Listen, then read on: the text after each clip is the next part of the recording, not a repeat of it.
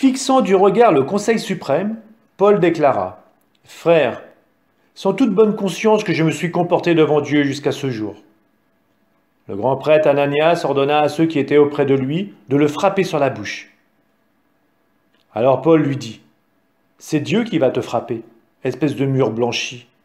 Tu sièges ici pour me juger conformément à la loi, et contrairement à la loi, tu donnes l'ordre de me frapper. » Ceux qui étaient là dirent : « Tu insultes le grand prêtre de Dieu. » Paul reprit : « Je ne savais pas, frère, que c'était le grand prêtre. Il est écrit en effet : tu ne diras pas de mal d'un chef de ton peuple. » Sachant que le conseil suprême se répartissait entre sadducéens et pharisiens, Paul s'écria devant eux : « Frères, moi je suis pharisien, fils de pharisien. C'est à cause de notre espérance, la résurrection des morts, que je passe en jugement. » À peine avait-il dit cela, qu'il y eut un affrontement entre pharisiens et sadducéens, et l'assemblée se divisa.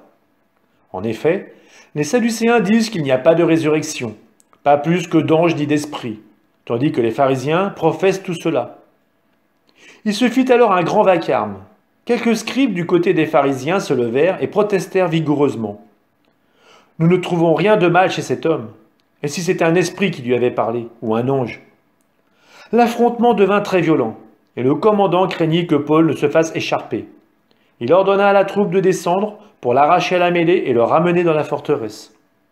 La nuit suivante, le Seigneur vint auprès de Paul et lui dit : « Courage, le témoignage que tu m'as rendu à Jérusalem, il faut que tu le rendes aussi à Rome. » Lorsqu'il fit jour, les Juifs organisèrent un rassemblement où ils se jurèrent, sous peine d'anathème, de ne plus manger ni boire tant qu'ils n'auraient pas tué Paul.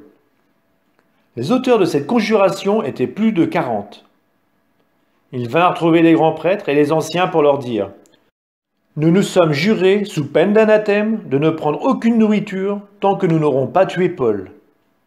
Alors vous, d'accord avec le Conseil suprême, faites un rapport au commandant pour qu'il le fasse comparaître devant vous sous prétexte de mener une enquête plus approfondie sur son cas. Nous nous tenons prêts pour le supprimer avant qu'il n'arrive. » Mais le fils de la sœur de Paul eut connaissance du guet-apens.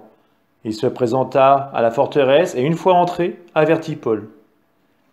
Paul alors appela l'un des centurions et lui dit : « Emmène ce garçon chez le commandant, il doit l'avertir de quelque chose. » Le centurion le prit avec lui et le mena chez le commandant, auquel il dit : « Le prisonnier Paul m'a appelé pour me demander de t'amener ce jeune garçon qui a quelque chose à te dire. » Le commandant prit celui-ci par la main, l'emmena à l'écart et l'interrogea en particulier. « De quoi dois-tu m'avertir » Il répondit : « Les Juifs ont convenu de te demander de faire comparaître Paul demain devant le Conseil suprême sous prétexte d'une information plus approfondie sur son cas. Mais toi ne leur fais pas confiance. En effet, parmi eux, plus de 40 hommes préparent un guet-apens contre lui.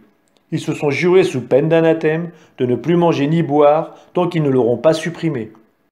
Et maintenant, ils se tiennent prêts en attendant ton accord. » Le commandant renvoya le jeune garçon en lui donnant cette consigne : « Ne raconte à personne que tu m'as rapporté tout cela. » Il appela alors 2 centurions et leur dit : « Que 200 soldats, 70 cavaliers et 200 auxiliaires se tiennent prêts à prendre la route de Césarée à partir de la 3e heure de la nuit.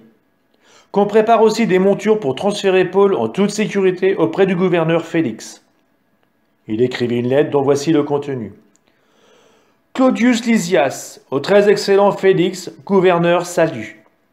L'homme que voici dont les Juifs se sont emparés allait être supprimé par eux. Je suis alors intervenu avec la troupe pour le soustraire au danger, ayant appris qu'il est citoyen romain. Voulant connaître le motif pour lequel les Juifs l'accusaient, je l'ai fait comparaître devant leur Conseil suprême. J'ai constaté qu'il était accusé pour des questions relatives à leur loi, sans aucun chef d'accusation méritant la mort ou la prison. Après dénonciation devant moi d'un complot contre cet homme, je te l'ai envoyé immédiatement, en donnant également aux accusateurs la consigne d'exposer devant toi ce qu'ils ont contre lui. » Les soldats prirent donc Paul conformément aux ordres reçus, et ils le conduisirent de nuit jusqu'à Antipatris. Le lendemain, ils laissèrent partir avec lui les cavaliers et regagnèrent la forteresse. À leur arrivée à Césarée, après avoir remis la lettre au gouverneur, ils lui présentèrent Paul. Le gouverneur lut la lettre et demanda de quelle province il était.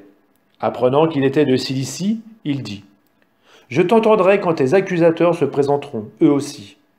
Et il ordonna de l'incarcérer au prétoire d'Hérode.